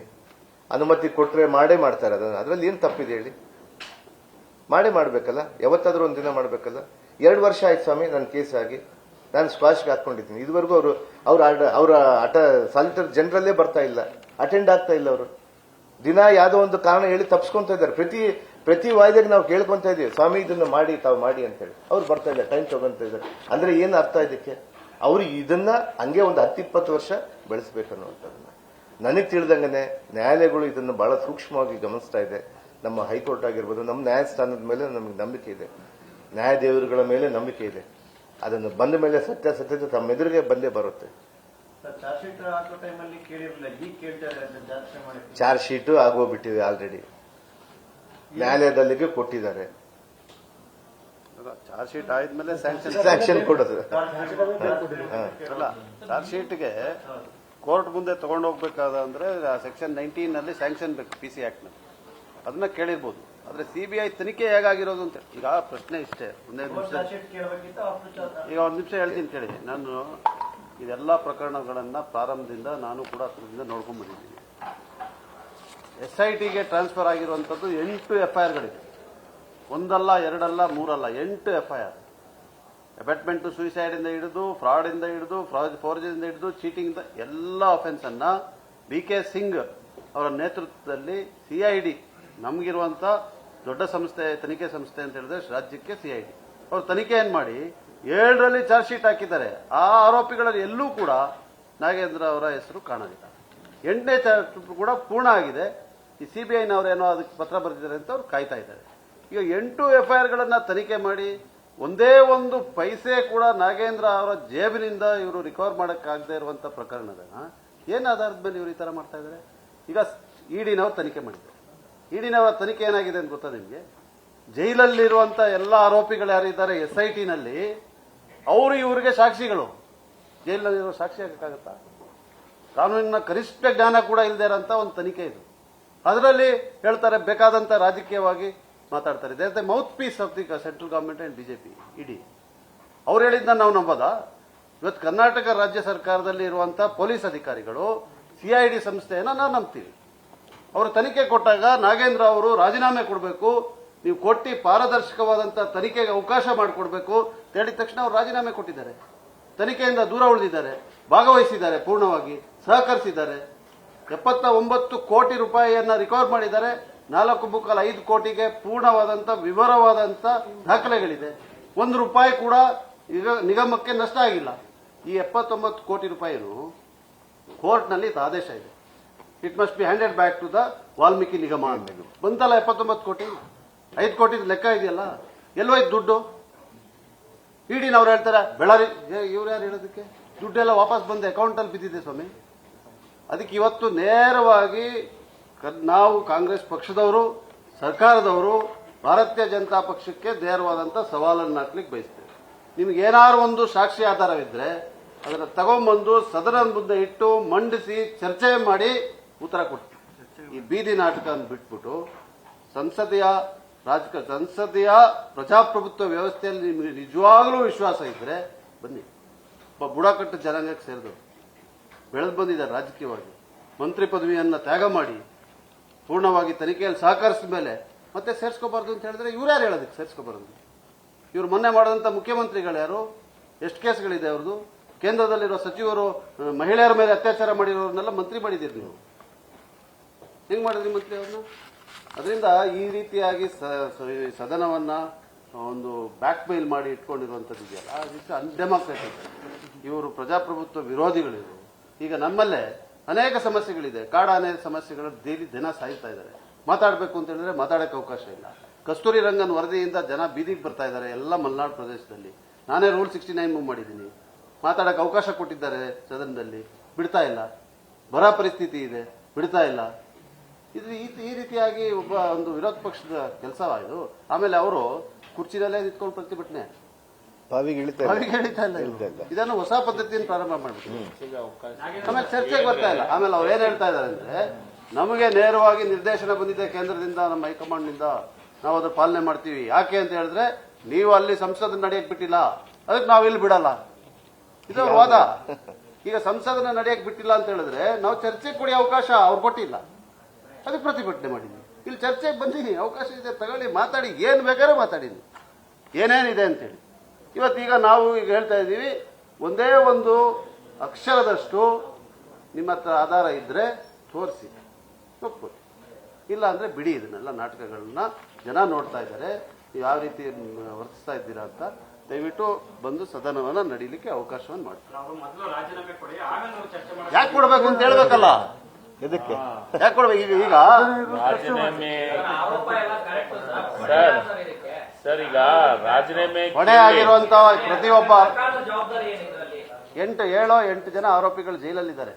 ನಿನ್ನೆನೋ ಮೊನ್ನೆ ಸತ್ಯನಾರಾಯಣ ಗುಪ್ತಾ ಅಂತ ಹೇಳುವಂತ A1ಗೆ ಬಹುಶಃ ಬೇಲ್ ಸುಪ್ರೀಂ ಕೋರ್ಟ್ ಅಲ್ಲಿ ಕೊಟ್ಟಿದ್ದಾರೆ. A2ಗೆ ಬೇಲ್ ಕೊಟ್ಟಿದ್ದಾರೆ. ಅವರೆಲ್ಲ ಜೈಲಲ್ಲಿದ್ದಾರೆ ಸರ್. ಇದುವರೆಗೆ ಯಾರು ಆರೋಪಿಗಳು ಜೈಲಲ್ಲಿದ್ದಾರೆ? ನಿರಾಪರಾಧಿನ ಹಿಡ್ಕೊಂಡು ರಾಜೀನಾಮೆ ಕೊಡಿ ಅಂತ ಹೇಳಿದ್ರೆ, ಈಗ ಯಾರದೋ ಮೇಲೆ ಅವ್ರ ಶಾಸಕರೊಬ್ಬರ ಮೇಲೆ ಆರೋಪ ಇದೆ. ಈ ರಾಮ ಮಂದಿರದಲ್ಲಿ ಆಗಿರುವಂತ ಹಗರಣದಲ್ಲಿ ಅವ್ರ ಹೆಸರು ಬರ್ತಾ ಇದೆಯಲ್ಲ, ಅವರು ಬರ್ಲಿ, ರಾಜೀನಾಮೆ ಕೊಟ್ಟು ಬರ್ಲಿ ಫಸ್ಟ್ ಅವರು. ಸರ್, ಈಗ ರಾಜೀನಾಮೆ ಕೇಳಲಿಕ್ಕೆ ಆಗಬೇಕು ಅಂದ್ರೆ ಮೊದಲು ನಾಗೇಂದ್ರ ಬಗ್ಗೆ ಚರ್ಚೆ ಆಗ್ಬೇಕು. ಎಲ್ಲಿ ತಪ್ಪು ಮಾಡಿದ್ದೀರಿ ಅನ್ನೋದು ಸದನದ ಮುಂದೆ ಇಡ್ಲಿ. ಅದನ್ನ ಇಡ್ಲಾರ್ದನೆ ಪರಿಶಿಷ್ಟ ಜಾತಿ ದುಡ್ಡನ್ನ ರಾಹುಲ್ ಗಾಂಧಿ ಮನೆಗೆ ಕಳಿಸಿದಾರೆ ಅನ್ನೋ ಮಾತನ್ನು ಮಾತಾಡ್ತಿದ್ದಾರಲ್ಲ, ಇವರಿಗೆ ನಾಚಿಕೆ ಮಾನ ಮರ್ಯಾದೆ ಇದ್ರೆ ತಮ್ಮ ತಟ್ಟೆಯಲ್ಲಿ ಕತ್ತಿ ಬಿದ್ದಿದ್ದೆ ಅದನ್ನು ನೋಡಿ. ಆಮೇಲೆ ಬಿಜೆಪಿಯ ಎಲ್ಲರೂ ಮೇಲಿಂದ ಹಿಡ್ಕೊಂಡು ಕೆಳಗಿನವರೆಗೂ SC STಗಳಂದ್ರೆ ಇವರಿಗೆ ಸಹಿಸ್ಕೊಳ್ಳೋಕೆ ಸಾಧ್ಯ ಆಗೋದಿಲ್ಲ. SC/ST ಇವ್ರಿಗೊಂದ್ ರೀತಿ ಬಾಯಲ್ಲಿ ಮಾತ್ರ ದೊಡ್ಡ SC/ST ರಕ್ಷಣೆ ಮಾಡೋ ರೀತಿಯೊಳಗೆ ಮಾತಾಡ್ತಾರೆ. ಆದ್ರೆ SC/ST ಎಂದೂ ಇವರು ರಕ್ಷಣೆ ಮಾಡಂತ ಪ್ರಶ್ನೆ ಬಂದಿಲ್ಲ. ಉದಾಹರಣೆ, ಉತ್ತರಾಖಂಡದೊಳಗ ಈ ದೇಶದ ಕಾಂಗ್ರೆಸ್ ಪಕ್ಷದ AICC ಅಧ್ಯಕ್ಷರು, ಒಬ್ಬ ಬ್ಲಾಕ್ ಕಾಂಗ್ರೆಸ್ ಅಧ್ಯಕ್ಷರಾಗಿ AICC ಅಧ್ಯಕ್ಷರಿಗೆ ಹೋದಂತ ಮಲ್ಲಿಕಾರ್ಜುನ್ ಖರ್ಗೆ ಸಾಹೇಬರು ಭಾಷಣ ಮಾಡಿದ ಜಾಗಕ್ಕೆ ನೀವು ಹೋಮ ಹವನ ಮಾಡ್ತೀರಂದ್ರ ನೀವು SC/ST ಬಗ್ಗೆ ಮಾತಾಡಕ್ಕೆ ಯಾವ ನೈತಿಕ ಹಕ್ಕಿದೆ ನಿಮಗೆ? ನಾಗೇಂದ್ರ ದುಡ್ಡು ST ದುಡ್ಡನ್ನ ಇದನ್ನ ಮಾಡಿದ್ದಾರೆ ಅನ್ನೋದಕ್ಕೆ ಯಾವ ನೈತಿಕ ಹಕ್ಕಿದೆ? ಅದನ್ನ ಖಂಡನೆ ನಿರ್ಣಯ ಮಾಡೋ ಹೊತ್ನ್ಯಾಗ ಅದ್ರ ಬಗ್ಗೆ ಯಾರಾದ್ರೂ ಮಾತಾಡಿದ್ರ? ಯಾರು ಮಾಡಿದ್ದು ಹೋಮ ಹವನ? ಬಿಜೆಪಿಯರಲ್ಲ. ಅವ್ರಿಗೇನಾದ್ರೂ ಒಂದು ಹೇಳಿಕೆಯನ್ನು ಕೊಡುವಂತ ಕೆಲಸ ಏನಾದ್ರು ಮಾಡಿದಾರ ಇವರು? ನೀವು ಬರೇ ಎಂದೂ SC/STಗಳಿಗೆ ಸಹಾಯ ಮಾಡಿದಂತ ಒಂದೇ ಒಂದು ಯೋಜನೆ ಇವತ್ತಿನವರೆಗೂ ಇವರ ಅಧಿಕಾರಾವಧಿಯೊಳಗೆ ಇಲ್ಲ. SC/ST ಹಣ ಕಡಿಮೆ ಮಾಡೋದ್ರಿಂದ ನಾವು SC/STಯನ್ನ 24.1% ಬಜೆಟ್ನೊಳಗಿರೋ ದುಡ್ಡನ್ನ ಮಾಡ್ಬೇಕಂತ ಅಂದೋರಿಗೆ ಇವತ್ತು ಅದಕ್ಕೆ ಉಳ್ಕಂತ ಕೆಲಸ ಮಾಡ್ತಾರೆ. ಯಾವ SC/STಗಳಿಗೆ ಸಹಾಯ ಮಾಡಿದಂತ ಉದಾಹರಣೆ ಒಂದೇ ಒಂದು ಉದಾಹರಣೆ ಹೇಳಿ ಅಶೋಕ್ ಅವ್ರು ಹೇಳಿ. ಕೆಲವಾದಿ ನನಗೇನ್ ಅನ್ಸುತ್ತಾ, ಇನ್ನೂ ತೂಸ್ತಿಸ್ ಹೋದ್ಮೇಲೆ ಹಿಂಗೆ ಹೋದ ಚಲವಾದಿ ನಾರಾಯಣ ಸ್ವಾಮಿ ಅವರು ಚೇರಿಗೂ ಹೋಮ ಹವನ ಮಾಡಂತ ಪರಿಸ್ಥಿತಿ ಬಂದ್ರು ಆಶ್ಚರ್ಯ ಪಡಬೇಡಿ. ಈಗೇನು ಅವ್ರು ವಿಧಾನ ಪರಿಷತ್ನಾಗ ವಿರೋಧ ಪಕ್ಷದ ನಾಯಕರು ಚೇರಿ ಕುಂತಾರಲ್ಲ, ಮತ್ತೆ ಮುಂದಿನ ಸತೆ ಯಾರಾದ್ರೂ ಬೇರೆ ವಿರೋಧ ಪಕ್ಷದ ನಾಯಕರು ಬಂದ್ರೆ ಅದಕ್ಕೂ ಆ ಚೇರಿಗೆ ಹೋಮ ಹವನ ಮಾಡ್ತಾರೆ. ಯಾಕಂದ್ರೆ ದಲಿತರು ಕುಂತಾರಲ್ಲ ಅಲ್ಲಿ, ಶುದ್ಧೀಕರಣ ಮಾಡ್ತಾರೆ. ಅಂದ್ರೆ ನೀವು ಇದನ್ನ ಖರ್ಗೆ ಸಾಹೇಬ್ರಂತವ್ರನ್ನೇ ಸಹಿಸ್ಕೊಳಕ್ ಆಗಲ್ಲ. ಇನ್ನು ಚಲವಾದಿ ನಾರಾಯಣ ಸ್ವಾಮಿನ ಏನು ಸಹಿಸ್ಕೊಂತೀರಿ? ನಾಗೇಂದ್ರನ ಏನು ಸಹಿಸ್ಕೊಂತೀರಿ? ನೀವು ನಾಗೇಂದ್ರ ಅವ್ರನ್ನ ಏನು ಸಹಿಸ್ಕೊಂತೀರಿ? ಯಾವ ನೈತಿಕ ಇಟ್ಕೊಂಡು ಇವತ್ತು ಚರ್ಚೆ ಮಾಡ್ಲಿ, ಕೊಡ್ಲಿ, ಎರಡು ಹೌಸ್ನೊಳಗ ನೀವು ಕೊಡಿ. ನಾವು ನಾಗೇಂದ್ರ ರಾಜೀನಾಮೆ ವಿಚಾರದ ಚರ್ಚೆ ಮಾಡಬೇಕಾಗಿದೆ, ವಾಲ್ಮೀಕಿ ಹಗರಣದ ಬಗ್ಗೆ ಚರ್ಚೆ ಮಾಡಬೇಕಾಗಿದೆ ಅಂತ ಕೊಡಿ. ನಿಮ್ಮ ಹತ್ರ ಏನ್ ದಾಖಲಾತಿಗಳದಾವ್, ಅವ್ರು ಮಾಡಿದಂತ ತಪ್ಪುಗಳಿಗೆ ಏನ್ ದಾಖಲಾತವು ಸದನಕ್ಕೆ ಒಪ್ಪಿಸಿ.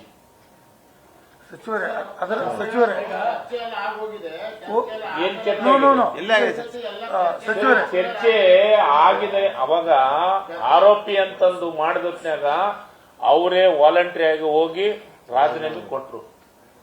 ಕೋರ್ಟಿನ ವಿಚಾರವಾಗಿ ಈಗಾಗಲೇ ನಿಮಗೆಲ್ಲ ವಿಚಾರನ ಎಕ್ಸ್ಪ್ಲೇನ್ ಮಾಡಿದ್ರು. ಕೋರ್ಟ್ನ್ಯಾಗ ಏನಾಗಿದೆ, ಇದು ಏನು ಜಾಮೀನ್ ಸಿಕ್ಕ ಮೇಲೆ, ಜಾಮೀನ್ ಸಿಗಕ್ಕೆ ಮುಂಚಿತ, FIR ಆದ್ಮೇಲೆ ಎಲ್ಲವನ್ನ ವಿವರಣೆಯನ್ನ ಕೊಟ್ರು. ಇದಾದ್ಮೇಲೆ ಗವರ್ನರ್ ಪ್ರಮಾಣ ವಚನ ಸ್ವೀಕಾರ ಮಾಡಕ್ ಕೊಡ್ತಾರ? ಆರೋಪಿ ಇದ್ರ ಅವ್ರೂ ಒಪ್ಪಿಗೆ ಪ್ರಮಾಣ ವಚನ ಸ್ವೀಕಾರ ಮಾಡಕ್ ಅವಕಾಶ ಕೊಟ್ಟಾರ? ಅವರು ಬಂದ ಚರ್ಚೆ ಮಾಡಿ.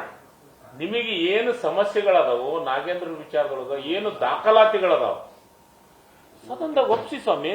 ಸದನ ಇರೋದು ಯಾಕೆ? ಚರ್ಚೆ ಮಾಡ್ಲಿಕ್ಕಂತಾನೆ ಇರೋದಲ್ಲ. ಈಗ ಇವರು ಏನಾಗಿದೆ ಅಂದ್ರೆ ಇವರಿಗೆ ನಿಜವಾಗ್ಲೂ ರಾಜ್ಯದ ಜನರ ಹಿತ ಬೇಕಾಗಿಲ್ಲ. ಇವರಿಗೆ ರಾಜಕಾರಣ ಬೇಕು. ಕುಂತಲ್ಲೇ ನಿಂತಲ್ಲೇ ಎಲ್ಲದಕ್ಕೂ ರಾಜಕಾರಣ ಬೇಕು.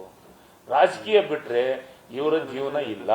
ನಾನು ಹೇಳ್ತೀನಿ, ಇವತ್ತ ಬರದ ಬಗ್ಗೆ ಮಾತಾಡ್ತಾರಲ್ಲ, ಯಾಕೆ ಜಿಲ್ಲೆಗೆ ಹೋಗಿ ಹೊಲ್ದಾಗ ಹೋಗಿ ಕುಂತಿದ್ರಲ್ಲ ಅಶೋಕ್ ಅವರು, ವಿರೋಧ ಪಕ್ಷ ನಾಯಕರು, ಬರ ಐತೆ ಅಂತ ಹೊಲ್ದಾಗ ಕುಂತಿದ್ರಲ್ಲ, ಅದ್ರ ಬಗ್ಗೆ ಚರ್ಚೆ ಆಗ್ಲಿ. ಅವರು ಸರ್ವೆ ಮಾಡಿದ್ದಾರೆ. ಸರ್ವೆ ಮಾಡಿ ಕೇಂದ್ರ ಸರ್ಕಾರಕ್ಕೆ ಏನ್ ಕೊಡ್ಬೇಕಾಗಿತ್ತು ಕೊಡ್ಲಿ. ಅವ್ರ ಜವಾಬ್ದಾರಿನೂ ಇದೆ. ಬರದೊಳಗ ಬರನ್ನ ಡಿಕ್ಲೇರ್ ಮಾಡಬೇಕು ಅಂತಂದ್ರೆ ಚರ್ಚೆಗಳಾಗಬೇಕು. ಅವು ಅಧಿವೇಶನದೊಳಗ ಚರ್ಚೆಗಳಾಗಿ ಬಾಧಕಗಳು, ನಿಯಮಗಳು,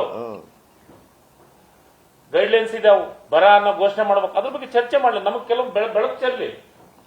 ಸರ್, ನಾನು ಹೇಳಲಿಕ್ಕೆ ನಾನು ಇಷ್ಟಪಡ್ತೀನಿ. ಯಾಕಂದ್ರೆ ಇಷ್ಟೆಲ್ಲ ಮಾಡದಂತ ಕಾರಣದಿಂದ ನನಗೆ ನಿಜವಾಗ್ಲೂ ನೋವಾಗಿದೆ. ಅದರ ಜೊತೆಗೆ ಇವ್ರು ಏನು ದಲಿತರ ಮೇಲೆ ಮಾಡುವಂತ ಪ್ರಹಾರ ನೋಡ್ತಾ ಇದ್ರೆ, ಬಾಬಾ ಸಾಹೇಬ್ ಕೊಟ್ಟಂತ ಅಂಬೇಡ್ಕರ್ ಅವರು ಕೊಟ್ಟಂತ ಸಂವಿಧಾನ ನಿಜವಾಗ್ಲೂ ಈ ದೇಶಕ್ಕೆ ಭಗವದ್ಗೀತೆನೂ ಆಗಿದೆ, ಬೈಬಲ್ಲು ಆಗಿದೆ, ಕುರಾನು ಆಗಿದೆ. ಇದು ನಮ್ಮ ರಕ್ಷಣೆ ಮಾಡುವಂತದ್ದು ಆಗಿದೆ. ಇದ್ರ ಮೇಲೆ ನಾನು ನಂಬಿಕೆ ಇಟ್ಕೊಂಡು ನಾನು ಹೋಗ್ತಾ ಇದ್ದೇನೆ. ಈ ರಾಜ್ಯಪಾಲರಿಗೆ ಮತ್ತೊಂದು ಪ್ರಾಸಿಕ್ಯೂಷನ್ಗೆ ಮನವಿ ಮಾಡಿಕೊಂಡಾಗ ಇನ್ನೊಂದು ಕಾನೂನು ಸಮರ ಉಂಟಾಗುತ್ತೆ. ಹೀಗಿರುವಾಗ ಹುದ್ದೆಯಲ್ಲಿ ಮುಂದುವರಿದು ಎಷ್ಟು ಸರಿ ಅಂತಕ್ಕಂಥ ಇಲ್ಲ, ಆಲ್ರೆಡಿ ಆಗ್ಬಿಟ್ಟಿದೆ. ಅದು ಆಗಿದೆ. ಅದರಲ್ಲಿ ನಾನು ಬೇಲು ತಗೊಂಡಿದ್ದೀನಿ ಆ ಪ್ರಕರಣದಲ್ಲಿ. ನಾನು ಜೈಲಿಗೂ ಹೋಗಿ ಬಂದೆ, ಬೇಲೂ ತಗೊಂಡಿದ್ದೀನಿ. ಇನ್ನು ಏನಾಗುತ್ತೆ ಸ್ವಾಮಿ? ಪ್ರಾಸಿಕ್ಯೂಷನ್ ಪ್ರೊಸೆಸ್ಗಳಿಗೆ ಅರ್ಜಿ ಕೊಟ್ಟು ಪರವಾಗಿಲ್ಲ, ಕೋರ್ಟ್ ಮ್ಯಾಟರ್ ಬರ್ಲಿಕ್ಕೆ ತಾವ್ ಹೇಳಿ ಸರ್. ಅಲ್ಲ, ಈಗ ಪ್ರಾಸಿಕ್ಯೂಷನ್ ಸ್ಯಾಂಕ್ಷನ್ ಅಲ್ಲ. ದುರ್ಬಳಕೆಯನ್ನ ಬಿಜೆಪಿ ಮಾಡ್ಕೊಳ್ತಿದೆ ಅಂತ ಹೇಳ್ತಿದ್ರಿ. ಅವ್ರು ಹೇಳ್ತಿರುವಂತದ್ದು SIT ದುರ್ಬಳಕೆ ಆಗಿದೆ ಅಂತ. ರಾಜ್ಯದಲ್ಲಿ SIT ಸರ್ ಹೌದು, ತಾವು ಹೇಳಿದ ಪ್ರಶ್ನೆ ನನ್ನಿಂದ 3 ವರ್ಷದಲ್ಲೂ ಕೂಡ ₹1 ಮಾಡ್ತಿದ್ದು ಬಳಕೆ ಆಗ್ತಿಲ್ಲ ಈ ಪ್ರಕರಣ ಆದಾಗಿಂದ. ಸೊ ಅದಕ್ಕೋಸ್ಕರ ಅದನ್ನ ಯಾವ ತರ ನೋಡ್ತೀರಿ ಅಂತ. ಇಲ್ಲ, ಖಂಡಿತವಾಗಿ ಆ ರೀತಿದಂತಲ್ಲ. ಏನೇನು ಸ್ಕೀಮ್ಗಳು ಆಗಿದಾವ ಅವನ್ನೆಲ್ಲ ಕೂಡ ಮಾಡ್ತಾ ಇದ್ರ. ಅದನ್ನೇ ಈ ವಿಚಾರಗಳನ್ನ ಮಾತಾಡಿ ಅವ್ರು ಏನ್ ಹೇಳಿದ್ರು, ವಿನಾಕಾರಣ ವಾಲ್ಮೀಕಿ ಇಂದ ಏನು ಇದಾಗ್ತಾ ಇಲ್ಲ, ಹಾಸ್ಟೆಲ್ಗಳಿಗೆ ನೆನೆಗುದಿಗೆ ಬಿದ್ದಿದೆ. ಎಲ್ಲಿ ಬಿದ್ದಿದೆ ಸ್ವಾಮಿ? ಪ್ರೋಸೆಸ್ ನಡೀತಾ ಇದೆ. ಅದನ್ನೆಲ್ಲ ನಾವು ಬೆಳಕು ಚೆಲ್ಲಬೇಕಂತ ತರ್ತಾ ಇದ್ದೀವಿ. ಮಂತ್ರಿ ಇದ್ದಿಲ್ಲ ಆದ್ರೆ ಮುಖ್ಯಮಂತ್ರಿ ಅವರು ಇದ್ದಿಲ್ಲನ ಮಾಡ್ತಾ ಇದ್ದಾರೆ ಅವರು. ಅವ್ರಿಗೆ ಏನಿಲ್ಲ, ವಿನಾಕಾರಣ ಇಡಿ ಸಿಬಿಐಗಳು ಇಟ್ಕೊಂಡು ಇವತ್ತು ನಮ್ಮ ತನಿಖೆಯಲ್ಲಿ ಕೂಡ ನಾವು ಹೇಳ್ತೀವಲ್ಲ, ನಾನು ಪಾರದರ್ಶಕವಾದಂತ ತನಿಖೆಗೆ ನಾನು ಮುಕ್ತವಾದಂತ ಅವಕಾಶ ಮಾಡಿಕೊಟ್ಟಿದ್ದೀನಿ. ಜೈಲು ಹೋಯ್ತು, ಬೇಲು ಮಾಡ್ಕೊಂಡು ಇನ್ನೇನು ಸಮಯ ನನ್ನ ಹ್ಯಾಂಗ್ ಮಾಡ್ಬೇಕಾ? ಅಂದ್ರೆ ಅವರು ದಲಿತರನ್ನ ಹ್ಯಾಂಗ್ ಮಾಡೋದಂತ ಒಂದು ವಿಚಾರದಿಂದ ಇದ್ದಾರೆ ಅನ್ನೋ ಗೊತ್ತಿಲ್ಲ ನನಗೆ. ಇಲ್ಲ ಸಲ್ಲದ ಕಾರಣಗಳನ್ನ, ಆರೋಪಗಳನ್ನ ಮಾಡಿ ಮಾಡಿ ಮಾಡಿ ಮನಸ್ಸು ನೋಯಿಸ್ತಾ ಇದ್ದಾರೆ. ಇಡೀ ಸಮಾಜಕ್ಕೆ, ನನಗೊಂದೇ ಅಲ್ಲ, ಇಡೀ ಸಮಾಜದ ನಮ್ಮ ಯುವಕರು ಬಹಳ ಎಚ್ಚೆತ್ಕೊಂಡು ನೋಡ್ತಾ ಇದ್ದಾರೆ. ರಾಮ ಮಂದಿರದಲ್ಲಿ ಹುಂಡಿಯನ್ನು ಕದ್ದಂತವ್ರೆ ಇವ್ರು ಮಾತಾಡಕ್ಕೆ ನೈತಿಕ ಹಕ್ಕಿದೆನಾ ಅಂತ ವಿಚಾರವನ್ನು ಕೇಳ್ತಾ ಇದ್ದಾರೆ ಸ್ವಾಮಿ ಮಕ್ಕಳು. ಅದಕ್ಕೆ ಲೆಕ್ಕ ಇಲ್ಲ. ಪ್ರಧಾನಮಂತ್ರಿ ಕೇರ್ ಫಂಡ್ ಅದು ಎಲ್ಲಿ ಹೋಗಿದೆ? ಅದಕ್ಕೆ ಲೆಕ್ಕ ಕೊಟ್ರ? PM ಕೇರ್ ಅಲ್ಲಿ ಕೇಳದಿದ್ರೆ ಬಹಳಷ್ಟಿದೆ ಸ್ವಾಮಿ. ನಾವು ಅದನ್ನೆಲ್ಲ ಬಿಟ್ಟು ಬದಿಗೊತ್ತು ನಮ್ಮ ರಾಜ್ಯದ ಹಿತ, ನಮ್ಮ ರಾಜ್ಯದ ರೈತರ ಹಿತ, ನಮ್ಮ ರಾಜ್ಯದ ಯುವಕರ ಹಿತ, ನಮ್ಮ ರಾಜ್ಯದ ಹೆಣ್ಣು ಮಕ್ಕಳ ಹಿತ, ಎಲ್ಲ ರೈತವನ್ನ ಕಾಪಾಡಲಿಕ್ಕೆ ಈ ಕಾಂಗ್ರೆಸ್ ಸರ್ಕಾರ ಇವತ್ತು ಬದ್ಧವಾಗಿದೆ ಅನ್ನುವಂಥ ವಿಚಾರವನ್ನು ನಾವು ತಿಳಿಸ್ತೀವಿ.